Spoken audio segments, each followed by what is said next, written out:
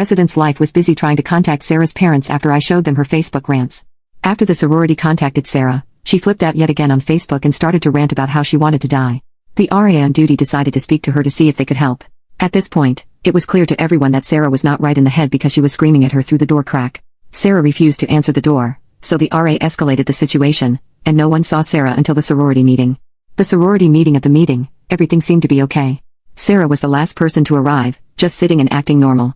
Seeing her gush over everyone only hours after pulling her stunt was eerie. Only about half of the sorority was present, but the president decided to proceed regardless. We only took 2 minutes to vote unanimously to kick her out. Emily sat next to me the whole time.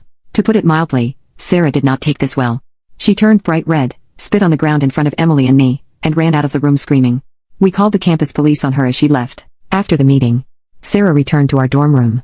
The Reese Life administrator tried to speak to her, but she refused to answer the door for over 20 minutes.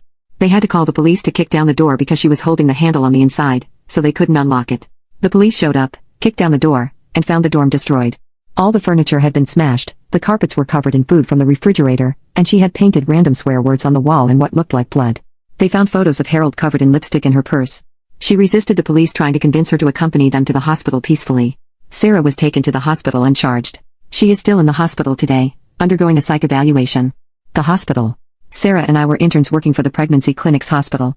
I reported her to HR for theft, harassment, and privacy violations and gave them screenshots from Facebook.